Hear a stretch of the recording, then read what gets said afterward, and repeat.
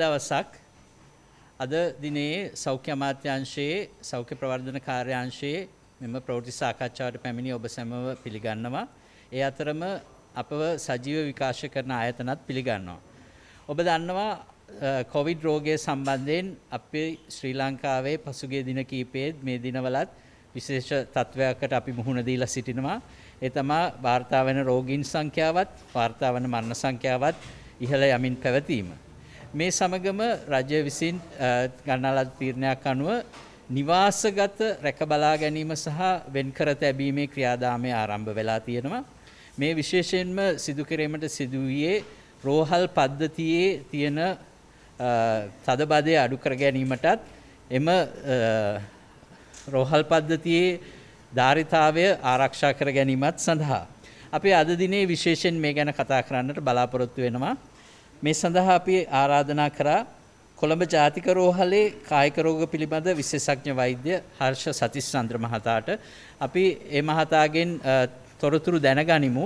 මෙම නිවස්ගත බලා කියා ගැනීමේදී සහ රෝහල් අතර ඇතිවන සම්බන්ධතාවය කෙසේදත් නිවස්ගත බලා ගැනීමට යොමු වී සිටින කොවිඩ් පොසිටිව් රෝගියෙක් විශේෂයෙන් සැලකිය යුතු කරුණු පිළිබඳවත් මම දැන් ආරාධනා කරනවා කොළඹ ජාතික රෝහලේ කායික රෝග පිළිබඳ විශේෂඥ වෛද්‍ය හර්ෂ සතිස්චන්ද්‍ර මහතාට. වෛද්‍ය බටුවන්තුඩාව වෛද්‍යතුමා කී පරිදි අපි දැන් මේ සතියේ පටන් ආරම්භ කරලා තියෙනවා. මම හිතන්නේ ඔබ දැනුවත් වෙලා ඇති නිවාසවල මුල් දිනවල රෝගීන් සංකුල්තා නැති කොවිඩ් පොසිටිව් රෝගීන් නිවාසගතව රැක බලා ගැනීමේ ක්‍රමයක් ක්‍රියාදාමයක් ආරම්භ කරලා තියෙනවා. ඉතින් මේ සතියේ ඉඳන් තමයි ඒක ආරම්භ වෙන්නේ. ඉතින් දැන් මෙහිදී සිදුවෙන්නේ දැන් PCR පරීක්ෂණය හෝ ඇන්ටිජන් පරීක්ෂණය හෝ ධනාත්මක වුණාට පස්සේ ඒ රෝගීන් ඒ සෞඛ්‍ය අමාත්‍යාංශයේ විසින් දැනුම් දෙනවා ඒ ප්‍රදේශයේ ඉන්න MOH වෛද්‍යතුමාට සහ ඒ PHI මහත්වරුන්ට ඒ අනුව දැන් ඒ රෝගීන්ව ඇතුළත් කර ගැනෙනවා දත්ත පද්ධතියකට. ඒ දත්ත පද්ධතියට ඇතුළු කරගත්තට පස්සේ ඒ රෝගීන් පිළිබඳ නිරන්තරයෙන්ම විමසිල්ලක් සිදු කරනවා. ඒ කියන්නේ පළවෙනි දිනේ පටන්ම ඒ රෝගීන්ට මුලින්ම ඇත්තටම MOH වෛද්‍යතුමා විසින් යම් කිසි නිරීක්ෂණයක් කරනවා ඒ රෝගීන්ගේ තත්ත්වය පිළිබඳව. ඉන්පසුව ඒ රෝගීන් දිනපතා මේ රෝගීන්ගෙන් දුරකථන මාර්ගයෙන් ඒ රෝගීන්ට කතා කරලා ඒ රෝගීන්ගේ තියෙන ප්‍රශ්න ඇත්තටම මේ සාකච්ඡා කිරීමක් සිදු වෙනවා. ඔවුන් කෙසේද නිවස තුල සිටින්නේ කියන දේ පිළිබඳව නිරතුරු විමසිල්ලක් සිදු වෙනවා. ඉතින් ඒ නිසා ඒ ගැන බිය විය යුතු නැහැ. ඒ වගේම මම මතක් කරන්න ඕනේ හැම කෙනාම මේ නිවාසගත රැක බලා ගැනීමේ ක්‍රියාවලියට සුදුසුකම් ලබන්නේ නැහැ. දැන් අපි තුමු සංකුලතා තියෙන පුද්ගලයන් ඉන්න පුළුවන් වෙනත් රෝගවල සංකුලතා තියෙන සහ PCR පරීක්ෂණයේ ධනාත්මක වුණු අවස්ථාවේ පටන්ම රෝග ලක්ෂණ තදින් පෙන්눔 කරන රෝගීන් සිටින්න පුළුවන්. ඒ රෝගීන්ව ඒ ක්‍රමයට අදාළ වෙන්නේ නැහැ. ඒ රෝගීන්ව රෝහල්ගත කිරීමක් සිදු කරනවා. නමුත් අර සංකුලතා නැති ගොඩක් වෙලාවට අපි දන්නවා මේ රෝගීන්ුත් සමහර අයට තරම්ම රෝග ලක්ෂණ පහළ වෙන්නේ නැහැ මුලදී. ඉතින් ඒ රෝගීන්ව නිවාසගත රැක බලා ගැනීමේ ක්‍රියාදාමයට අපි ඇතුළත් කරනවා. ඉතින් මෙතන මම කියන්න අවශ්‍යයි මේ නිවාසගතව රැක බලා ගැනීමේදී රෝගීන් මොනවද කළ යුත්තේ කියන එක. මම හිතන්නේ ඒකයි අපේ වැදගත්ම මාතෘකාවද. ඉතින් මේ දේ මම කියන්න ඕනේ දැන් මේ අපි දන්නවා දැන් පහුගිය දිනවල මුලින්ම ඇල්ෆා කියන වෛරසය පැතිරුණා. දැන් අපි දන්නවා ඩෙල්ටා කියන වෛරසයත් පැතිරීමෙන් පවතිනවා. ඉතින් දැන් මේ වෛරස් වල එක විශේෂ ලක්ෂණයක් තමයි රෝග ලක්ෂණ කලින් පෙන්눔 කරනවා. ඉස්සරට වඩා රෝග ලක්ෂණ පෙන්눔 කිරීමේ සම්භාවිතාව වැඩි. අපි ගත්තොත් එහෙම මුල කාලේ අපි දෙවෙනි රැල්ල කාලේ තිබ්බට වඩා රෝග ලක්ෂණ පෙන්눔 කිරීමේ සම්භාවිතාව වැඩි. ඉතින් අපි සාමාන්‍යයෙන් කියනවා මේ අලුත් වෛරස් ප්‍රභේදවල විශේෂයෙන්ම ඩෙල්ටා ප්‍රභේදයේ වගේ වෛරසයේ අර බීජ ඖෂධ කාලය, ඒ කියන්නේ වෛරසය ඇතුළු වෙලා රෝග ලක්ෂණ පහළ වීමට යන කාලය අඩු වෙලා තියෙනවා. ඉතින් සමහර ඉස්සර අපි කිව්වා දින 5ක් දින 7ක් වගේ. නමුත් දැන් සමහර දින 3ක් දින 5ක් විතර ගිහිල්ලා වෛරසයේ ඇඟට ඇතුළට පස්සේ රෝග ලක්ෂණ පහළ වෙනවා. මේ රෝග ලක්ෂණ පහළ වුණාන් පස්සෙත් වැදගත් දෙයක් තමයි ඒ රෝග ලක්ෂණ දැන් මුලදී ප්‍රභේදවලට වඩා දැන් රෝග ලක්ෂණ අර උත්සන්න වීමේ සම්භාවිතාවත් වැඩි.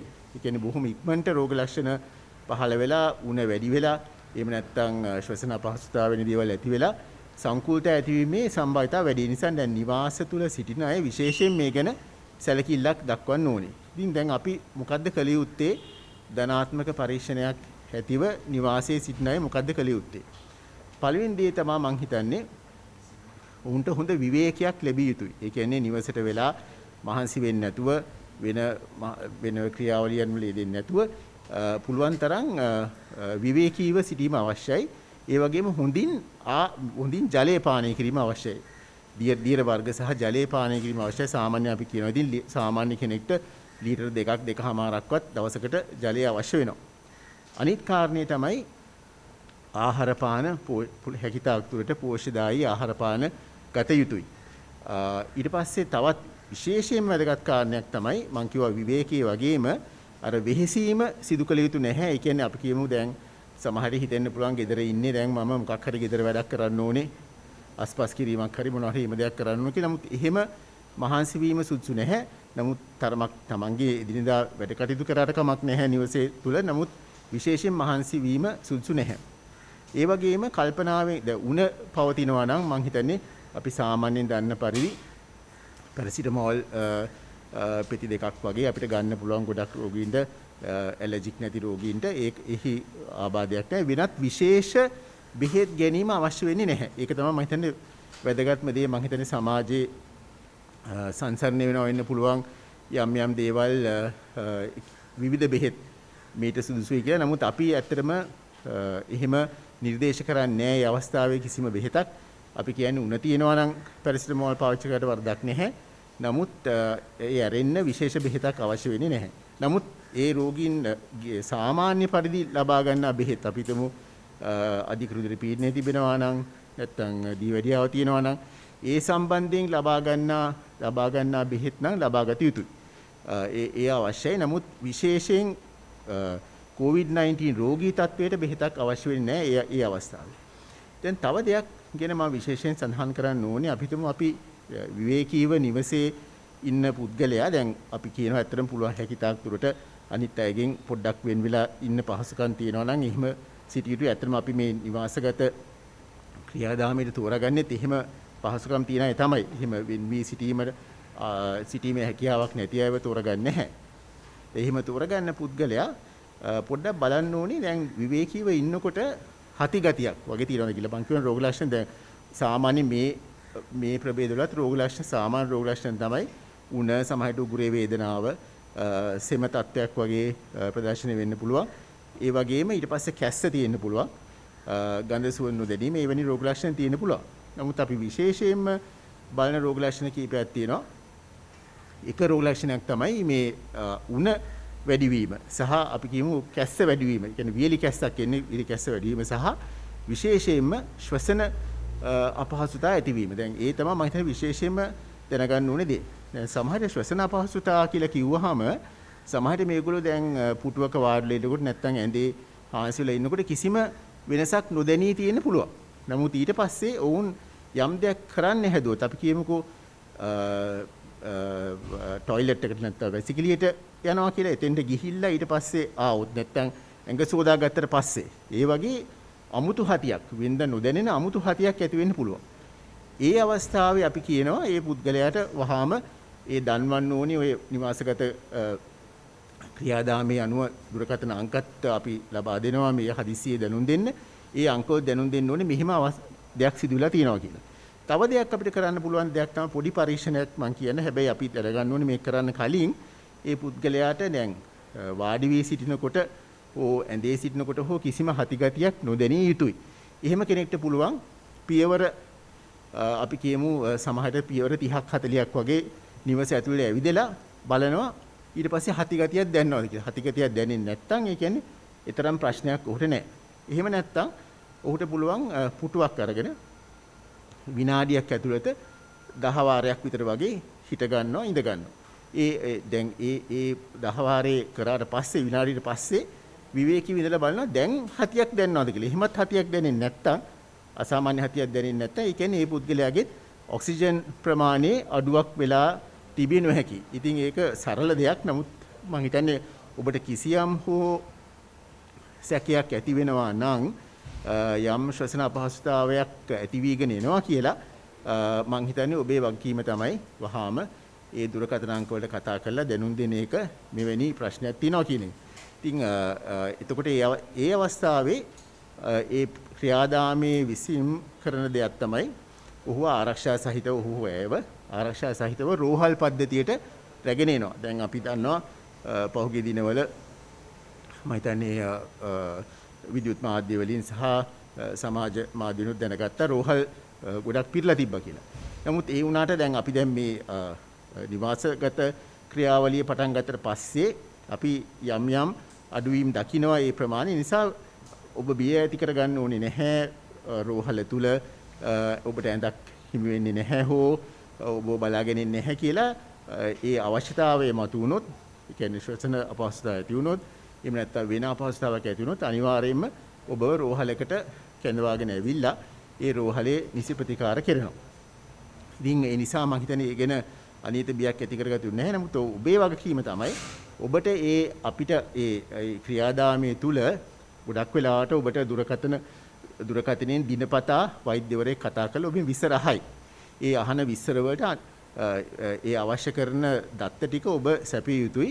ඒ අනුව උන්ට තීරණයක් ගන්න පුළුවන් වෛද්‍ය විද්‍යාත්මකව තීරණයක් ගන්න පුළුවන් ඔබ සුදුසුද තවදුරටත් මේ නිවාසයේ තුල රැඳී සිට ප්‍රතිකාර ගැනීමට, එහෙම නැත්නම් ඔබ රෝහල්ගත කිරීමට අවශ්‍යතාවයක් මතුවලා තියෙනවද කියන එක.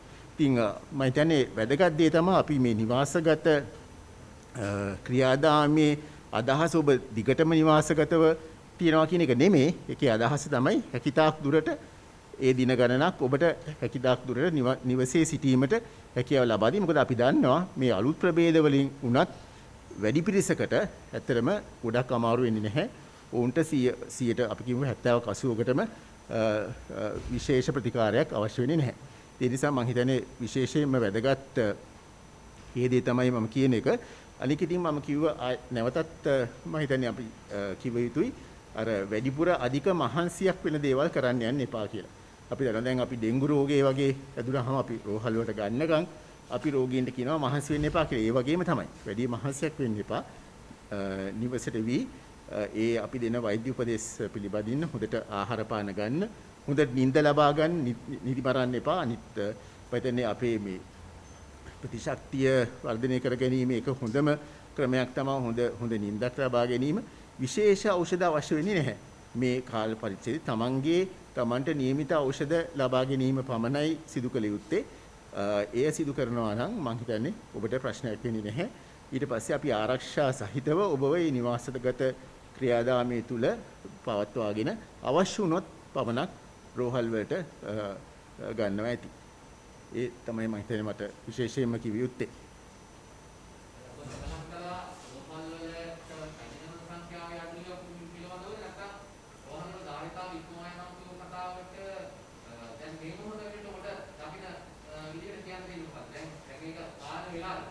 නෑ මම හිතන්නේ තාම අපි මේ ක්‍රියාදාමයට අවතීර්ණ වුණා විතරයි. ඒ නිසා තාම අපි එහෙම දකින්නේ නෑ. නමුත් මෙහෙම දෙයක් තියෙනවා. දැන් අපිට ඇත්තටම නිවාසගත ක්‍රියාදාමයේ ආරම්භ කළාම අපිට පුළුවන් අර රෝහල් වලට පැමිණලා සිටින සාමාන්‍යයෙන් සංකූලතා නැති සාමාන්‍යයෙන් හොඳින් සිටින පිරිස නිවාස වලට පිටත් කර යවා මේ ක්‍රියාදාමයට ඇතුළත් කරන්න සය ඒ අතරතුරම අපිටම රෝහලට අපි කියනවා ICC කියලා කියන්නේ තරමක් කාණ්ඩයෙන් ඒ කියන්නේ තරම් විශාල රෝහල් නෙමේ සාමාන්‍ය තැන්වලට අපිට රෝගීන් යැවීමේ හැකියාවක් තියෙනවා. ඉතින් අතර මේකෙදී මම හිතනවා මේ ක්‍රමය මේ සතිය ඇතුළත ව්‍යාප්ත වෙන තරමටම තමයි අපිට දකින්න හැකි වෙන්නේ කොයිතරම් දුරට අපිට ඒ ධාරිතාව ආරක්ෂා කරගන්න පුළුවන්ද කියලා. මොකද මෙහි වැදගත්කම තමයි දුර අපිට රෝහල් වල රැඳී සිටින්නේ ඇත්තටම විශේෂ ප්‍රතිකාර අවශ්‍ය පිරිස. ඒ පිරිසට වැඩි අවධානයක් දීලා අපිට ඒ පිරිස බලා ගැනීමේ හැකියාව මතුවෙනවා මේ ක්‍රියාදාමයේ තුලින්. සමාජයේ යම් මතයක් පැතිරීගෙන යමින් පැවතුනා. දැන් මේ අය ගෙදරවල වල තියාගන්න එකෙන් අනිත් අයටයි ගමටයි මේක පැතිරෙන්න පුළුවන් කියලා. මේ ගැන ඔබ කායික රෝග පිළිබඳ විශේෂඥ වෛද්‍යවරයෙක් විදිහට දරන විද්‍යාත්මකව දක්වන අදහස මොකද්ද? ඔව්. මෙහෙමයි. දැන් අපිටම රෝගියෙක් යම්කිසි නිවසක් තුල සිටිනවා නම් ඒ නිවසේ සිටින අනිත් අය රෝගී වෙලා නැත්තම් ඒ නිරෝගී අය සිටිනවන ඔවුන්ට පැතිරීමේ අවදානමක් තියනවා කියන එක අපි පිළිගන්න ඕනේ. නමුත් අපි ඇත්තටම මේ ක්‍රියාදාමයට අපි ඇතුළත් කරන්නේ ඇත්තටම යම්කිසි ආකාරයක වෙන්වීමක් කරන්න පුළුවන් අය විතරයි. අපි තුමුකෝ දැන් කුඩා කාමරයක 4-5 දෙනෙක් ඉන්නවා නම් අපිට මේ ක්‍රියාදාමයට අවතීර්ණ වෙන්න බෑ. එහෙනම් ඒ අය අනිවාර්යයෙන්ම අපි රෝහල් වලට ගන්නවා. අපි කියන්නේ ICC කියලා කියන්නේ අපි ඒවට ගන්නවා. නමුත් අපි කියමුකෝ නිවසක් තියෙනවා, කාමර කීපයක් තියෙනවා. ඒ රෝගී තැනැත්තාට එක කාමරයකට වෙලා යම් කිසි විදියකට අනිත් අයගෙන් වෙන් වෙලා සිටීමේ හැකියාවක් තියෙනවා නම් ඔවුන්ට මේ ක්‍රමය අදාළ වෙනවා. ඉතින් ඒක අපි ඒකයි මම කිව්වේ අර පළවෙනියෙන්ම මේ තැනැත්තා රෝගියා පිළිබඳ විස්තර දැනගත් වහාම MOH වෛද්‍යතුමා තීරණයක් ගන්නවා මේ රෝගියාව මේ ක්‍රියාදාමයේ තුල තියන්න පුළුවන්ද බැරිද කියන එක. මොකද ඔහුට අවබෝධයක් තියෙනවා මේ රෝගියාගේ නිවසේ තත්ත්වය පිළිබඳ. ඉතින් ඔවුන් විතරයි එතනින් ගන්නෙ. මෙහෙම දෙයක් තියෙනවා. දැන් අපි තුමු දැන් මේ නිවසේ ආරක්ෂිතව ඉන්න තැනැත්තා මාස්ක් එකක් පළඳලා ඊට පස්සේ අපි කියනවා දැන් සාමාන්‍ය අපි කියන සෞඛ්‍ය පුදු අනුගමනය කරොත් අනිත් අයට පැතිරීමේ හැකියාව අවම කරගන්න පුළුවන්. නමුත් ඒ උනත් හැදීමේ හැකියාව තියෙනවා. ඒ නිසා අපි මේ නිවසේ අනිත් අය ගැනත් අවධානයෙන් සිටිනවා. උන්ට රෝග ලක්ෂණ පහළ වුණොත් එහෙම අනිවාර්යයෙන්ම ඔවුන්ව ටෙස්ට් කරන්න ඕනේ. නමුත් ඒ නිවසේ අය තව නිවසකට යන්නේ නැත්නම් තව නිවසකට ඒ පැතිරීමේ හැකියාවක් නැහැ. ඒ නිසා මම හිතන්නේ ඒ ගැන සමාජීය පැතිරීමක් වෙන්නේ නැහැ. නිවස තුල තමයි යම් කිසි ආකාරයක අවදානමක් තියෙන. නමුත් ඒ අවදානම අවම කරගන්න අපිට පුළුවන් සහ අපි ඒ ක්‍රියාවලියට ඇතුළත් කරගන්නේ ඒ පුළුවන් අවශ්‍යයි ටික විතරයි. කොළඹ ජාතික රෝහලේ කායික රෝග විශේෂඥ වෛද්‍ය හර්ෂ සතිචන්ද්‍ර මහතාට බොහොම ස්තුතියි. අපි මේ අවස්ථාවේ ඔබ අමතන්නට අපි විශේෂයෙන් ආරාධනා කරා පවුල් වෛද්‍ය විද්‍යා විශේෂඥ වෛද්‍යවරුන්ගේ සංගමයේ සභාපති විශේෂඥ වෛද්‍ය මල්කාන්ති ගල්හේන මහත්මියට. ඔබ දන්නවා මෙම නිවාසගත වෙන්කර රැක බලා ගැනීමේ ක්‍රියාදාමයේදී මෙවැනි පවුල් වෛද්‍ය විද්‍යා විශේෂඥවරුන්ගේ විශේෂ සහාය අපිට ලැබෙනවා. ඔවුන්ගේ සංගමයේත් විශේෂ සහයෝගය අපිට ලැබෙනවා. මෙම ක්‍රියාදාමයන් නිර්ණය කර ගැනීමේදී මේ අදාළ මාර්ගෝපදේශ සෑදීමේදී එතුමන්ලාගේ ඉතාමත් සහාය ලැබුණා අපිට. ඉතින් මම විශේෂයෙන් ආරාධනා කරනවා පවුල් වෛද්‍ය විද්‍යා විශේෂඥ වෛද්‍යවරුන්ගේ සංගමේ සභාපති විශේෂඥ වෛද්‍ය මල්කාන්ති ගල්හේන මහත්මියට ඔබ සමග මෙම නිවාසගත බලා ගැනීමේ ක්‍රියාදාමය පිළිබඳ කතා බහ කරන ලෙස. කොවිඩ් රෝගයේ වැළඳුන රෝගීන් ඔවුන්ගේ රෝගී තත්ත්වය අධි අවදානම් නොවන රෝගීන් නිවාසවල තබා ඔවුන්ව පරීක්ෂා කර ඔවුන්ට අවශ්‍ය වෛද්‍ය උපදෙස් සහ ඔවුන්ව රැක බලා ගැනීමේ ව්‍යාපෘතිය කොළඹ සහ බස්නාහිර පළාතේ නියම ව්‍යාපෘතියක් වශයෙන් ක්‍රියාත්මක කළා. දැන් ඒක සාර්ථකව ඉදිරියට කරගෙන ගිය නිසා ලංකාව පුරාම එම ව්‍යාපෘතිය ක්‍රියාත්මක කරන්න අපිට උපදෙස් ලැබිලා තියෙනවා. ඒ අනුව මෙම ව්‍යාපෘතිය කොවිඩ් රෝගීන් විශේෂයෙන්ම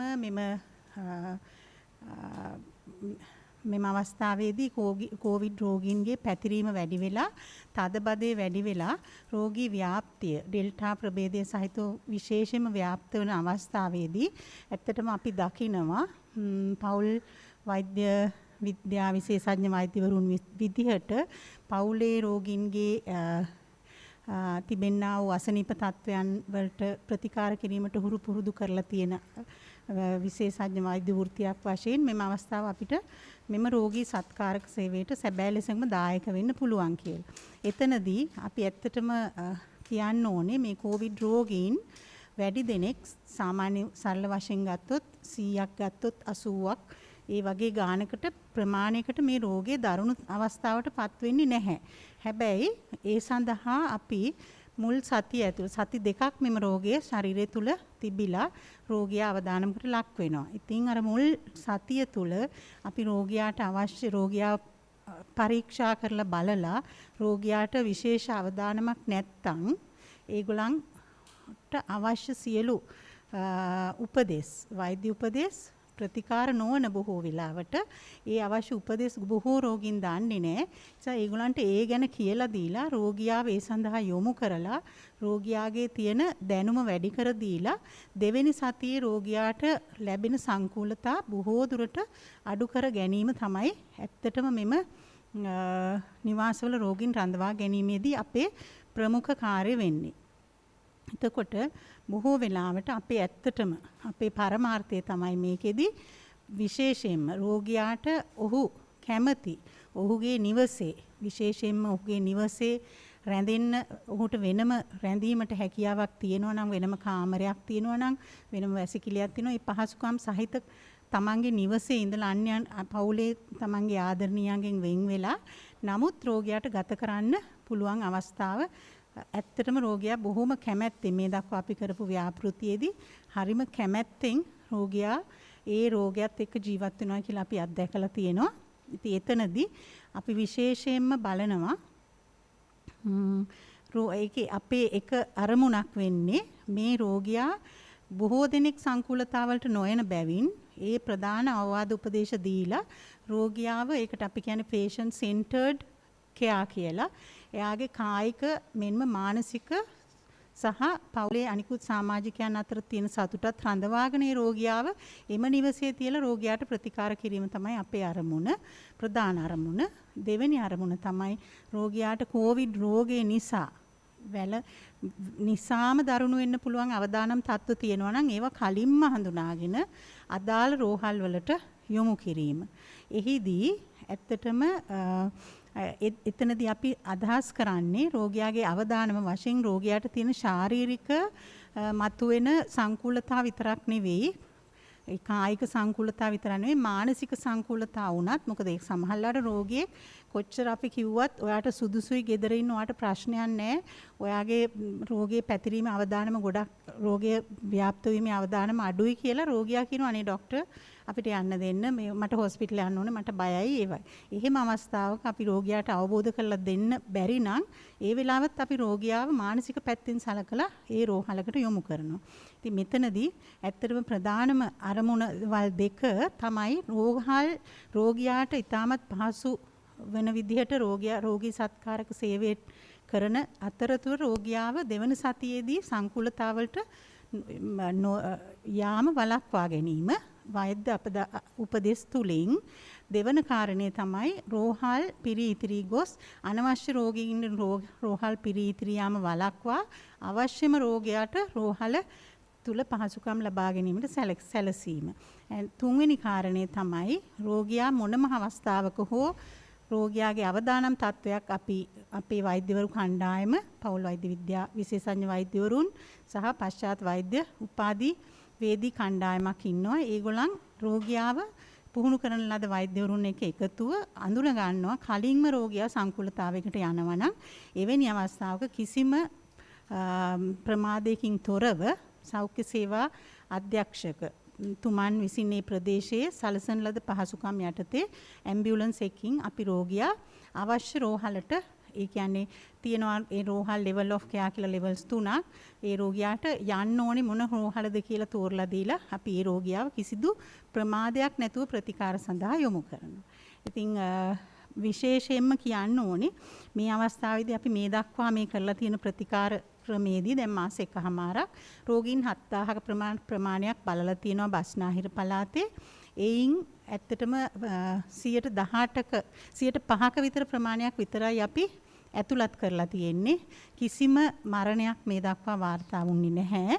ඊට අමතරව ඒකෙන් 4/3ක් ප්‍රමාණයක් අපි නිවෙස් වලට ආපහු යවලා තියෙනවා. අපි රෝගියා බලා ගැනීමේදී දවස් 14ක් රෝගියාව රඳව ගන්නවා. PCR එක පොසිටිව් වුණ දවසේ හරි රැට් පරීක්ෂණේ පොසිටිව් වුණ දවසේ ඉඳලා ඒ දවස් 14 තුල පුරුදු පුහුණු කරපු වෛද්‍යවරියක් හෝ වෛද්‍යවරයෙක් රෝගියාව නිතර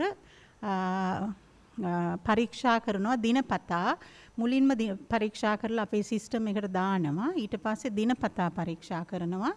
ඊට පස්සේ දවසට රෝගියාගේ තත්ත්වය අනුව දවසට සැරයක් හෝ නිතර පරීක්ෂා කිරීමට අවශ්‍යද කියලා අපි ඒ රෝගියාව සලකුණු කරගන්නවා. අපි මේක බලන්නේ ඇත්තටම කරන්නේ අපි දුරකථන සංවාද මගින්. නමුත් අපිට තියෙනවා හොඳ කම්පියුටර් බේස්ඩ් සිස්ටම් එකක්. ඒකේ රෝගියාගේ සියලු තොරතුරු වෛද්‍යවරුන් කණ්ඩායම විසින්ම බලන. එතනදී වෛද්‍යවරිය පුරුදු කරන වෛද්‍යවරිය විතරක් නෙමෙයි රෝගියාට සංකූලතා තියෙනවා නම් විශේෂඥ වෛද්‍යවරයෙක් ඉන්නවා රෝගියා වෙනුවෙන් කතා බහ කරන්න ඕනෙම වෙලාවක 13.90 කියන අංකය යටතේ රෝගියාට ඕනෑම වෙලාවක අපි කතා කර බහ කරන අවස්ථාවක නොවුනත් සංකූලතා આવොත් රෝගියාට වෛද්‍යවරයෙක්ට කතා කරගෙන ඒ අවශ්‍ය වෛද්‍ය උපදෙස් හෝ වෛද්‍ය අවවාද ලබා ගැනීමට පහසුකම් සලසලා තියෙනවා සෞඛ්‍ය අමාත්‍යාංශය.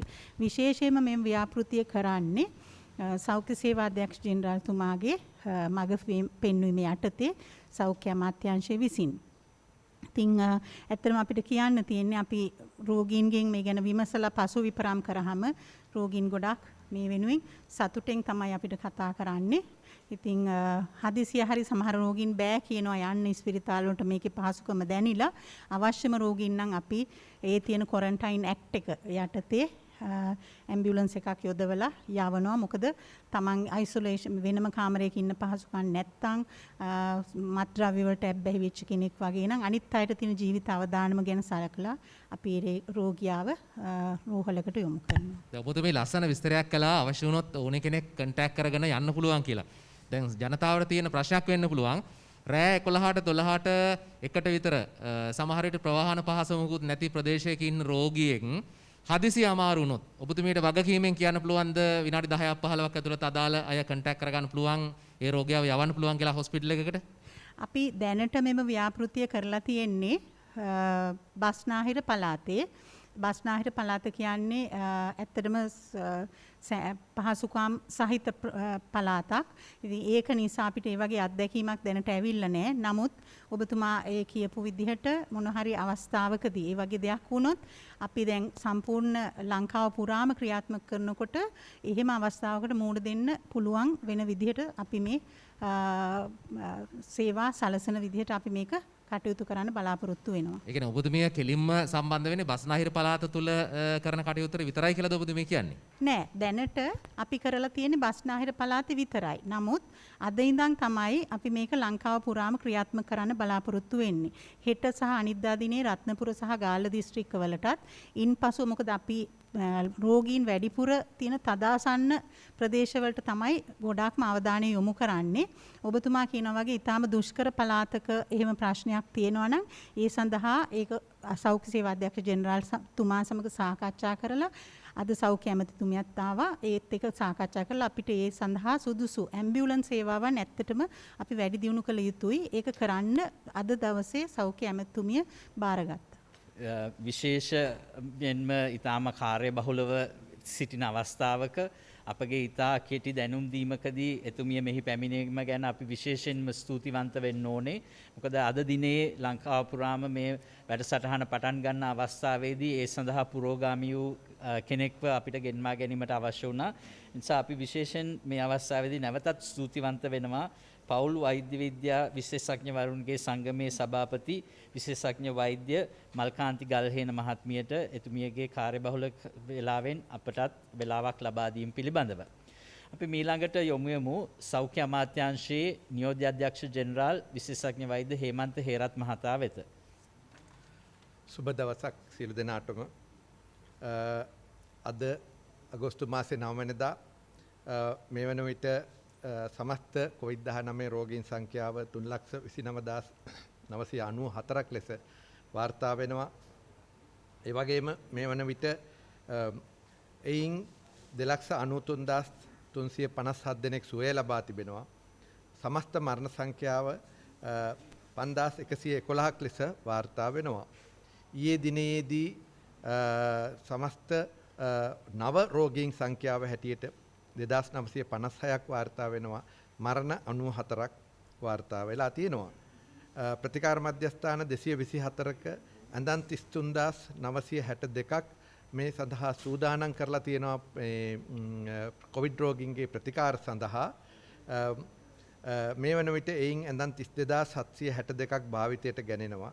ඒ වගේම දැඩි සත්කාර එකක ඇඳන් 89කුත් භාවිතයට ගැනෙනවා. ඊට වාර්තා වුණ පරිදි මීට පෙර පැය 24 තුල කරන ලද PCR පරීක්ෂණ සංඛ්‍යාව ලෙස 18704ක් ලෙස වාර්තා වෙලා තිබෙනවා. එන්නත් කිරීම ගැන කතා කරනකොට ඊයේ දිනේදී 8 වෙනිදා කොවිෂීල්ඩ් පළමු මාත්‍රාව 23157 දෙනෙකුට ලබා දීලා තියෙනවා. ඒ අනුව පළමු මාත්‍රාව ලබාගත් මුළු සංඛ්‍යාව 11,27,008ක් ලෙස වාර්තා වෙනවා. වගේම කොවිෂීල්ඩ් දෙවන මාත්‍රාව ඊයේ දිනේදී 1021 දෙනෙකුට ලබා දීලා තියෙනවා. එයින් ඒ සමගම දෙවන මාත්‍රාව ලබාගත් මුළු සංඛ්‍යාව 8,61,744ක් ලෙස වාර්තා වෙනවා. සයිනෝෆාම් පළමු මාත්‍රාව ඊයේ දිනේදී 69,041 දෙනෙකුට ලබා දීලා තියෙනවා. ඒ වගේම සයිනෝෆාම් පළමු මාත්‍රාව ලබාගත් මුළු සංඛ්‍යාව 87,94,593ක් ලෙස වාර්තා වෙනවා. සයිනෝෆාම් දෙවන මාත්‍රාව ඊයේ දිනේදී 1,53,768 දෙනෙකුට ලබා දීලා තියෙනවා. දෙවන මාත්‍රාව ලබාගත් මුළු සංඛ්‍යාව 20,61,775ක් ලෙස වාර්තා වෙනවා. ඒ වගේම ඊයේ දිනේදී ෆයිසර් එන්නතේ පළමු මාත්‍රාව 711 දෙනෙකුට ලබා දීලා තියෙනවා. ෆයිසර් එන්නත පළමු මාත්‍රාව ලබාගත් මුළු සංඛ්‍යාව 2,56,474ක් ලෙස වාර්තා වෙනවා. ඒ වගේම ෆයිසර් දෙවන මාත්‍රාව ඊයේ දිනේදී 75 දෙනෙකුට ලබා දීලා තියෙනවා. දෙවන මාත්‍රාව ලබාගත් මුළු සංඛ්‍යාව 533ක් ලෙස වාර්තා වෙනවා. මොඩර්නා පළමු මාත්‍රාව ඊයේ දිනේදී 995 දෙනෙකුට ලබා දීලා තියෙනවා. මොඩර්නා පළමු මාත්‍රාව ලබාගත් මුළු සංඛ්‍යාව ඊයේ වන විට 7,48,936ක් ලෙස වාර්තා වෙනවා.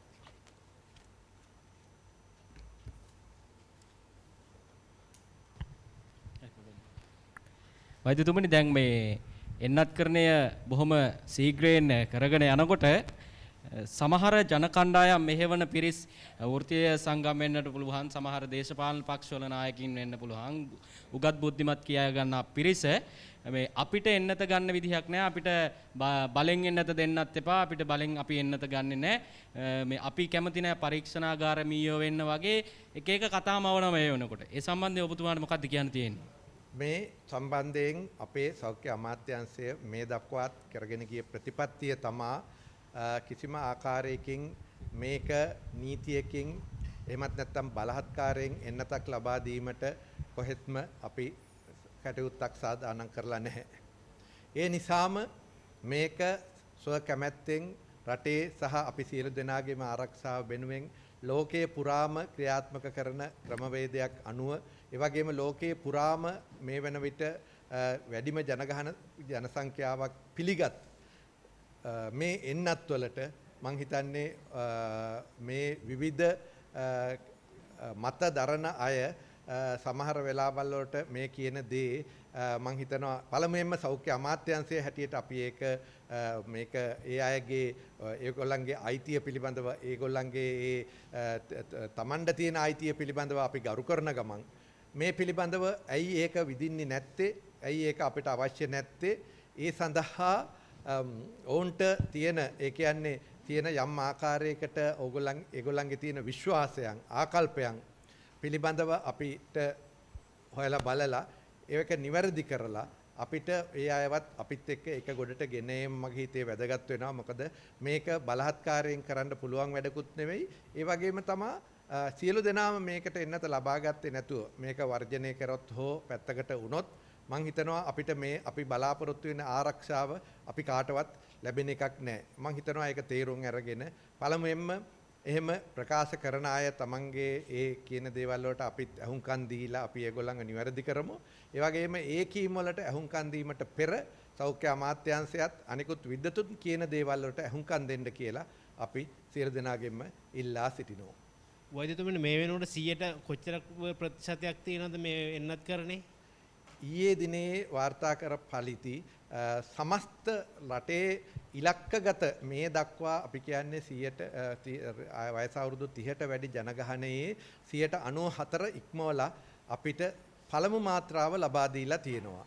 ඊළඟට ඉච්චර නැති වුණාට එහා කිට්ටුව ආසන්න ප්‍රමාණයකට දෙවන මාත්‍රාවත් ලබා දීලා තියෙනවා. ඉදිරියේදී ඉදිරි දින කීපය තුළ මං හිතනවා මේක අපිට 100% ඉක්මවලා යන්න කරගෙන යන්න පුළුවන් වෙනවා. මොකද ඒකට හේතුව තමයි අපේ ඇස්තමේන්තුගත ජනගහනයට සමා අපි මේ කියන්නේ මේ ඉලක්ක ජනගහනය කියලා. නමුත් මේ වන විට ඊට අඩු ජනගහනයේ කණ්ඩායම් වලටත් මේ බෙහෙත් විදලා තියෙනවා. ඒ නිසාම 100% ආසන්නවට හෝ ඒ ඉක්මවලා ගියත් තවත් ඉන්න පුළුවන් බෙහෙත් නොදත් අය.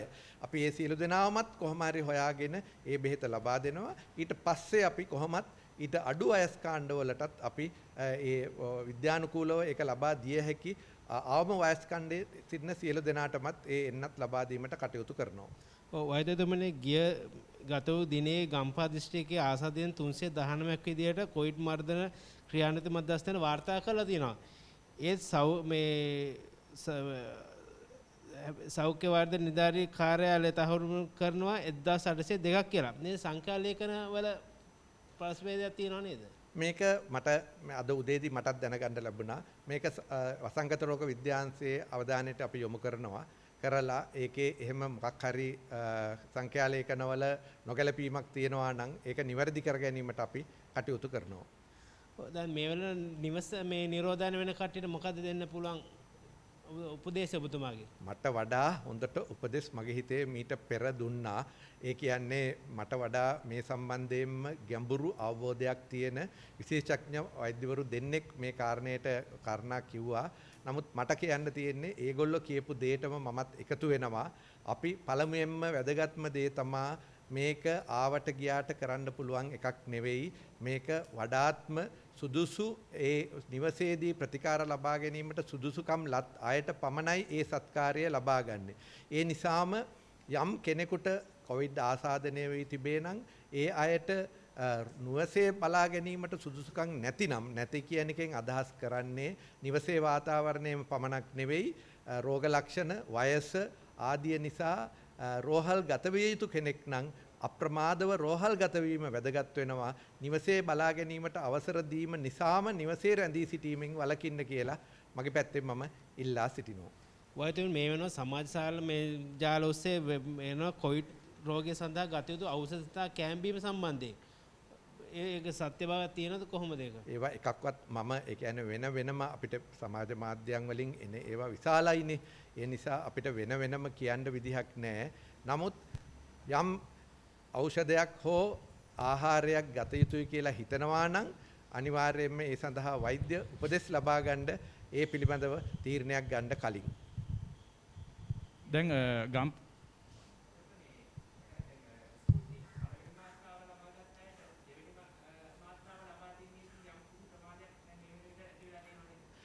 ඇස්ට්‍රාසෙනිකා වගේම අපිට මේ පිළිබඳව යම්කිසි ආකාරයක අනිශ්චිතභාවයක් මුලදිම අපිට තේරුම් ගත්තා. ඒ අනුව තමා මේ සම්බන්ධයෙන් අපි අර මුලදිමත් අපි එන්නත් ලාභීන්ව දැනුවත් කිරීම කළේ. ඒ වගේම මේ දක්වා රුසියාවේ පවතින තත්ත්වයක් එක්ක එන්නත් ලබා ගැනීමේ ගැටලුවක් මතුවලා තියෙනවා. කෙසේ නමුත් මේ එන්නත් ලබාගෙන ගත වෙලා තියෙන කාල සීමාව තුළ දෙවන මාත්‍රාව ලබා ගැනීමට තාම ප්‍රමාද වෙලා නැහැ. ඒ වගේම තමා මේ වෙන විට කරගෙන යන පර්යේෂණ හරහා මොනතරම් සාර්ථක ලෙස ප්‍රතිශක්තිය ගොඩනැගිලාද කියන එක අත්හදා බැලීමෙන් එහෙම නැත්නම් දත්ත එකතු කරගෙන යනවා. ඒක මත අපි ඉදිරියේදී ඇස්ට්‍රාසෙනිකා ප්‍රමාදය වගේම මේකත් අපිට ඇඩ්‍රස් කරලා මේක විසඳ ගන්න පුළුවන් වෙයි.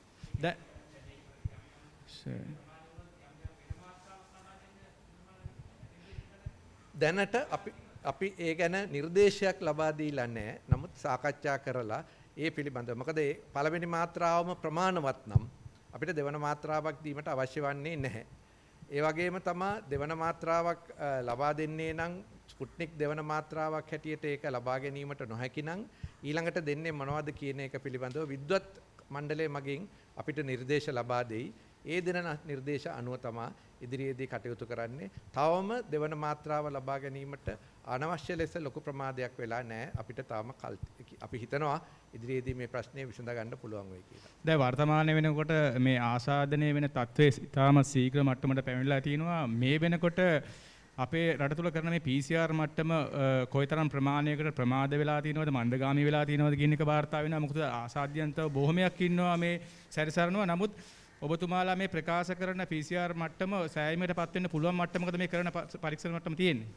මේ මොහොත වෙනකොටත් අදත් මම කිව්වා 18000 ඉක්මවලා පහුගිය පැය 24 තුල PCR පරීක්ෂණ කරලා තියෙනවා. ඒ හා සමානම සංඛ්‍යාවක් ඇන්ටිජන් පරීක්ෂණ අපේ කෙරෙනවා. එතකොට අඩුම ගානේ 25000 ඉක්මවලා සම්පූර්ණ පරීක්ෂණ සංඛ්‍යාව මේ මොහොතේ කෙරෙනවා. වෙලා තියෙන්නේ අපි කිව්වා ඇන්ටිජන් පරීක්ෂණයේ එදිනෙදාට අපිට දිනපතා වාර්තා ලබා ගන්න අමාරුයි. ඒවා ටිකක් පරක්කු වෙලයි ලැබෙන්නේ. නමුත් ඒ එන්නත් වල සම්පූර්ණ පාවිච්චි කරපු ප්‍රමාද වෙලා අපිට තොරතුරු ලැබෙනකොට පහුගිය කාල සීමාව තුළ කරන ලද විශ්ලේෂණ වලට ඒවා ඇතුළත් වෙනවා. ඒක දිහා බලනකොට අපිට පේනවා එන්නත් මේ සමාවෙන්න PCR පරීක්ෂණ කරන සංඛ්‍යාවට ආසන්න සංඛ්‍යාවක් හැම විටම වාගේ අපිට මේ විශාල සංඛ්‍යාවක් ඇන්ටිජන් පරීක්ෂණත් කෙරෙනවා. මේවත් ටිකේ එකතුව තමයි අපිට පරීක්ෂණ කිරිය හැටියට අපිට ගන්න සිද්ධ වෙන්නේ. නමුත් මේ වෙනකොට විද්වතුන් ප්‍රකාශ කර සිටිනවා මේ කරන පරීක්ෂණ මට්ටම ලක්ෂයක් දක්වා දවසකට කරන්න මට්ටමක් වුණොත් එහෙම බොහෝමයක් ලක්ෂ 3ක් වැනි සංඛ්‍යාවක් හොයාගන්න පුළුවන් වෙන බවට වාර්තාවක් වුන් ඉදිරිපත් කරනවා. මේ සම්බන්ධයෙන් ඔබතුමාගේ අදහස මොකද්ද? ඒ කියන්නේ එහෙම නැත්නම් සමාවෙන්න ඒක නැත්නම් දැන් ඔබතුමාලාට මේ ප්‍රශ්නයක් තියෙනවද මේ PCR පරීක්ෂණ කිරීම සඳහා රාජ්‍ය සේවකයන් මදිකමක් මොකක් කර තියෙනවා කියලා එහෙම හිතුවක් තියෙනවද?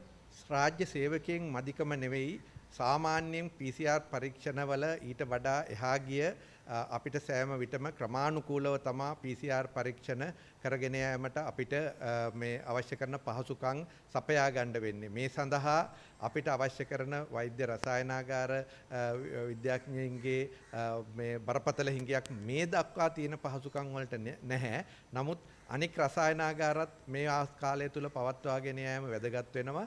ඒ වගේම තමයි මේ මොහොත වන විට අපිට ක්‍රමානුකූලව මේ තවත් රසායනාගාර යන්ත්‍ර සූත්‍ර අපිට ලැබෙමින් පවතිනවා. ඒවා ස්ථාපිත කරපුවාම තවත් PCR කිරීමේ ධාරිතාව තව වැඩි කරගන්න ඉදිරියේදී වැඩි වෙනවා කියලාත් මට බය නැතුව කියන්න පුළුවන්.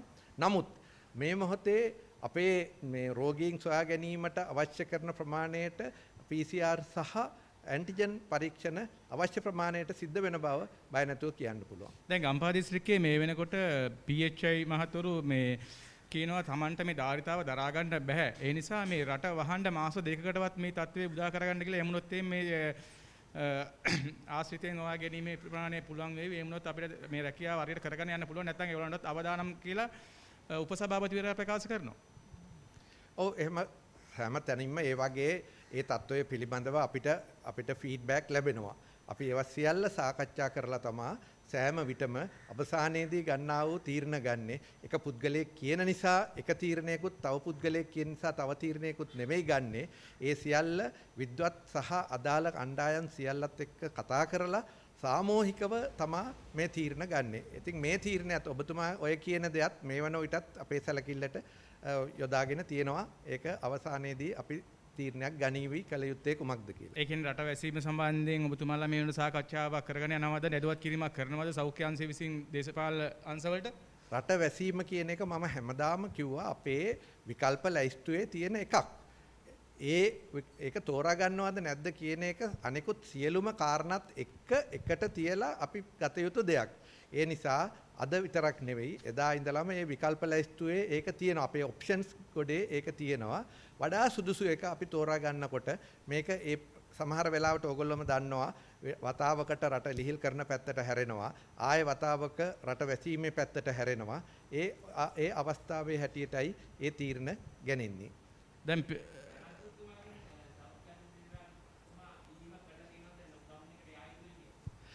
ලොක්ඩවුන් එකට යා යුතුයි කියන එක මම කිව්වේ ඒකම තමයි නැවතත් මම කියන්නේ. ඒක අපේ විකල්ප ගොඩේ හැමදාම තියෙන එකක්. ඒක ඒ වෙලාවට අපි සියලු දෙනා ඒකට අදාළ පාර්ශවකරුවන් සියලු දෙනාම එකතු වෙලා තමා තීරණය ගන්නෙ. එහෙම නැතුව වෙනම අපි වෙනම ගිහිල්ලා මේක කළ යුතුයි මේක නොකළ යුතුයි කියන එක නෙමෙයි කරන්නේ. එකට සාකච්ඡා කරලායි මේ තීරණ ගන්නෙ. ඒ වගේම දැන් මේ ඔබතුමාලා මේ නිතරම කිව්වා මේ PCR පරීක්ෂණ කිරීම සඳහා පෞද්ගලික ආයතන වලට නිර්දේශයන් දුන්නා මෙන්න මේ තැන් වලින් ගිහිල්ලා කරගන්න පුළුවන් කියන කාරණාව. දැන් මේ කාරණාව ඔබතුමාලා අනුමත කරා මෙන්න මේ මිලකට තමයි මේ PCR පරීක්ෂණය කරගන්න ඕනේ කියන එක. නමුත් මේ මට්ටමටවත් කරගන්න බැරුව මිනිස්සු ඊට වඩා වැඩි ගාණක් දීලවත් කරගන්න බැරි මට්ටමට ධාරිතාවක් ඇති වෙලා තියෙනවා කියලා පෞද්ගලික අංශය වලින් මේ වෙනකොට ප්‍රකාශ කරලා තියෙනවා. මේක සම්බන්ධයෙන් තියෙන තත්ත්වය කොයි වගේද? PCR පරීක්ෂණ කිරීමට අපිට තියෙනවා අපේ ටෙස්ටිං ස්ට්‍රැටජි කියලා අපේ පරීක්ෂණ කිරීමේ ක්‍රමෝපාය කියන එක. ඒකට අනුකූලව පරීක්ෂණ කරගන්නේ නම් ඒ කියන නිර්ණායකයන්ට අනුව මේ පරීක්ෂණ කරගන්නේ නම් ගැටලුවකින් තොරව මේ පරීක්ෂණය කරවා ගැනීමට තාමත් පුළුවන්. බොහෝ වෙලාවට අද වෙනකොලොත් අපි කියන්නේ මේක කෙනෙකුට අර PCR පරීක්ෂණ කිරීමට නිකන් සාමාන්‍ය හිතක් පහළ වුණු පළියට සමහර විට මේක කරන්න ගියොත් ටිකක් අපහසුවටපත් වෙනවා. නමුත් ඒ අවශ්‍ය කරන කාරණා සම්පූර්ණ වෙනවා නම් ඒ PCR පරීක්ෂණ කිරීම ගැටලුවක් වෙන්නේ නැහැ. වෛද්‍යතුමනි දැන් ඒ වගේම දැන් මේ රෝගීන් රෝවලට ඇතුළත් කිරීමේදී නොයෙකුත් රෝග සම්බන්ධයෙන් මේ රෝගීන්ට වෛරසය ආසාදනය වෙලා නැහැ. නමුත් රෝවලට ආවට පස්සේ මේ වෛරසය ආසාදනය වෙලා තියෙනවා. එහෙම ආසාදන වුණාට පස්සේ ඒ අදාළ පුද්ගලයන්ගේ නිවසින් අනිත් අයට කියනවා නිරෝධායන වෙන්න කියලා නිවසල. නිරෝධායන වුණාට කිසිම කෙනෙක් ඒ අය බලන් දෙන්නේ නැහැ. සමහරක් අය සති එකමාර වෙනකොටත් කවුරුත් ඇවිල්ලා නැහැ, නොටිස් එකක්වත් ගාලා නැහැ. ඒ නිසා ඒ අයට දැන් එළියට යන්න විදියකුත් නැහැ. ඒ අයද දෛනික ජීවිතේ කරගා ගන්න පුළුවන් ක්‍රමවේදයකුත් නැහැ. මොකද මේ රජයෙන් කිසිම දෙයක් දෙන්න අර නෝට් එකක් ගන්න එපා. ඒකවත් කරලා නැති තත්ත්වයක් උදා වෙලා තිනවා. මේ වෙනකොටත් අපිට කතා කරලා කියනවා. මේ සම්බන්ධයෙන් සොයා බැලීම කොයි වගේද? ඒ පිළිබඳව ඒ කියන ස්ථානය සහ ඒ ප්‍රදේශය ගැන සඳහන් කරලා අපිට ඇඩ්‍රස් එකත් එක්ක අපිට විස්තර දෙන්න අපි ඒක අදාළ මොකද අපේ තියෙනවා විමසුම් බලාගෙන යන්න අපිට තියෙනවා හොට්ලයින් එකක් තියෙනවා. ඒ හොට්ලයින් එකට ලැබෙන සෑම එකක්ම අපි අදාළ පළාත් වලට දැනුම් දීලා ඒක විමසා බලනවා. අපි ඒකත් හොයලා බලන්නම්. ඊට අදාළ දැන් මේ PHI මාතුරුන්ට දැනුම් දීමයි කෝල් එකක් ගත්තත් ඒගොල්ලන්ට කිව්වම ඒගොල්ලන් එන්නෙත් නැහැ. ග්‍රාම සේවයට දැන්නුවම ග්‍රාම සේවයට කියන්නේ අර PHI එන්නේ නැතුව අපිට ඔක බලන්න විදියකුත් නැහැ. දිසාපති කාර්යාලයෙන් යම් කිසි බඩු මල්ලක් දෙනවල රුපියල් 10000ක ඒ ක්‍රම වේදේවත් සිදු වෙන්නේ නැහැ. නමුත් ගෙදරටලවා තමයි ඉන්න වෙන්නේ. අර තමන්ට ඉතින් ජීවිතේ ගෙනියන්න පුළුවන්. කුසල දාගන්න දෙයක් ගන්නවත් එළියට යන්න විදියක් නැති කාරණාව තුන් පැහැදිලි කර දෙනවා. ඒක තමයි. එවැනි තත්වයක් තියෙනවා නම් ඒ ප්‍රදේශ මොනවද කොහෙද කියන එක අපිට දැනුම් දෙන්න. මොකද මේ සෑම තැනකම ඕනෑම අවස්ථාවක යම් යම් ප්‍රායෝගික හේතු මත තමන්නාන්සෙලම දන්නවා රෝහල් කීපයක අපි අනපේක්ෂිත තදබදයක් ආපු වෙලාවේ අපි ඒ පිළිබඳව හොයලා බලපුවාම ඒ රෝහල් වලට විශේෂිත වූ හේතු මත එවැනි දෙයක් සිද්ධ වුණා. ඒ ප්‍රශ්න විසඳලා දුන්නාම ඒ තත්ත්වය මගහැරීමට අපිට පුළුවන් වුණා. ඒ වගේ මේකත් අපිට මගහරින්න පුළුවන්. ඒ විස්තර අපිට ලබා දෙන්න අපි ඒ පිළිබඳව අදාළ බලධාරීන්ට යොමු කරන්න. ඒ විස්තර ලබා දෙන්නේ කාටද ඔබතුමා? මට ලබා දුන්නොත් එහෙමයි. නැත්නම් අපේ 0.117යි 966යි 366 අපේ හොට්ලයින් එක තියෙනවා. අපිට ඒකට ලබා දෙන්න. වෛද්‍යතුමනි මේ වෙනකොට ඇමරිකාවේ එක්තරා පරීක්ෂණ කණ්ඩායමක් විසින් පරීක්ෂණයක් කරලා වාර්තාවක් ලබාගෙන තිනවා ලංකාවේ මේ වෙනකොට මරණ සංඛ්‍යාව ලෝකයෙන් උඩම පළවෙනි තත්ත්වයට ඇවිල්ලා තිනවා කියලා අපේ ජනසංඛ්‍යා අනුව බලපුවාම මේ ගැන අපේ රටේ තියෙන තත්ත්වය ඒතකොට කොහොමද ජනතාවට අපි පැහැදිලි කිරීමක් කරගත්තේ? මේක සංඛ්‍යා ලේඛන අනුව එහෙම ඒ තත්ත්වයක් ඇත්තටම තියනවද කියලා මම දන්නේ නැහැ. ඔබතුමා කියන ඔය පරීක්ෂණ මේක මට වාර්තා වෙලා නැති නිසා මට මේ මොහොතේ කමෙන්ට් කරන්න එහෙම නැත්නම් මට ප්‍රකාශයක් කරන්න බෑ. නමුත් අපි කවුරුත් දන්නවා අපේ රටේ මේ රෝගේ වැඩි වෙලා තියෙනවා, මරණ වැඩි වෙලා තියෙනවා. මේකට ඒක ඇත්තද නැද්ද කියලා හොයන එක නෙමෙයි වැදගත් වෙන්නේ. අපි සියලු දෙනාම ඒකාකාරීව එකා වගේ අත්වැල් බැඳගෙන සියලු සෞඛ්‍ය පුරුදු අනුගමනය කරමින් මේ රෝගේ පැතිරෙන එකෙන් වළක්වා ගන්න ඕන. ඒක අපි වහාම ක්‍රියාත්මක කරමු. ඒ අතරතුර මම ඔය කියන වාර්තාව ඔබතුමා මට විස්තර ටිකක් දෙන්න මම බලලා ඒ පිළිබඳවත් සමහරට ඉදිරියේදී මගේ විස්තර ඔය අවසාන ප්‍රශ්නේ මේ මරණ සංඛ්‍යාව වැඩි වීමට ගොඩාක්ම හේතු වෙලා තියෙන්නේ මේ වයෝවෘද්ධ අයට මේ එන්නත මුලින් ලබා දුන්නේ නැති කාරණාව නිසා තමයි කියන එක දැන් මේ වෙනකොට වාර්තා වෙගෙන එනවා. එතකොට දැන් කලින් අපි දුන්නේ දැන් අවුරුදු 60න් 30-64 කට්ටියට දුන්නා. නමුත් අරගොල්ලන්ව පැත්තකට දාලා තමයි තිබුණේ. දැන් මේ වෙනකොට තත්ත්වය කොයි වගේද? දැනට එදත් අපි 60ට අඩු අයට 60ට වැඩි අයට එන්නත් දීම නවත්තලා තිබුණේ නැහැ කවම අවස්ථාවකවත්. ඒ හැම අවස්ථාවකම එන්නත ලබා දීමේදී වයස වැඩි අයට අපි ප්‍රමුඛත්වයක් හැමදාම ලබා දුන්නා. ඒ වගේම අදත් ඒක ලබා දෙනවා. මොනමන අපි දන්නවා මේකට මම කාටවත් දොස් පවරනවා නෙවෙයි ප්‍රායෝගික හේතු මත විවිධ අවස්ථාවලදී මේ වැඩි වයස්ගත පුද්ගලයන් මේ එන්නත ලබා ගැනීමේදී යම්කිසි පසුබෑමක් තිබුණා යම් අය. හැබැයි හුඟක් සෞඛ්‍ය වෛද්‍ය නිලධාරී කොට්ටාස මේ තත්ත්වයේ මග ඇරලා ඒ අදාළ අයට පළමු එන්නත හුඟක් දෙනෙකුට ලබා දීලා තියෙනවා. දෙවනි එන්නත ඉදිරියේදී ලබා දේවි. ඒ වගේම නිවසට ගොස් හෝ ඒක ලබා දීමට ඒ කටයුතු බොහෝ තැන්වල සිද්ධ වෙනවා. අනික් තැන්වලත් ඉදිරියේදී ඒක සිද්ධ වේවි. විදේශගත වීමට නියමිත වෙන ශ්‍රමිකයන් සම්බන්ධයෙන් තත්ත්වය කොයි වගේද? ඒක විදේශ සේවා කාර්යාංශය හරහා ඒක සිද්ධ වෙනවා.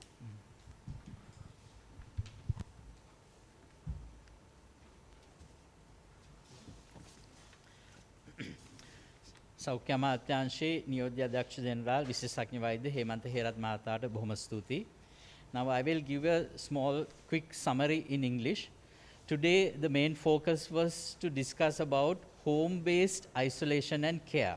So there are few guidelines to be selected as eligible to be at home and cared for. So this is available for people from age 2 years to 65 years, this age bracket, those who have a positive PCR test or a positive rapid antigen test, then they are eligible, and they are also asymptomatic or mildly symptomatic. These are the categories which are eligible to be cared for at home, and there should be an environment suitable to be cared at home at their premises. That is, if they have a separate room for the PCR positive person to be, and enough sanitary facilities to be isolated from the rest of the other family. And if they also should have a continuous way of communicating with the center for continuing the care. Now, how this system works is when a positive PCR or a positive rapid antigen test is detected, this information is transmitted to the area MOH and his team, and the area MOH and his team will do an initial assessment to see if the person is suitable to be at home and be cared for, going by the previous guidelines, that is 2 to 65 years, only asymptomatic or mildly symptomatic, and there is no long-term comorbidities. In that event, that person will be eligible and be cared at home for 14 days. During this home stay, every day, at least twice, a doctor will talk to them over the phone, and their condition will be assessed. And if there are any deterioration or new symptoms being developed, they will be admitted to the hospital. So after 14 days, they will be released from home care and isolation. Pregnant mothers who are 24 weeks and above are not eligible to be cared at home.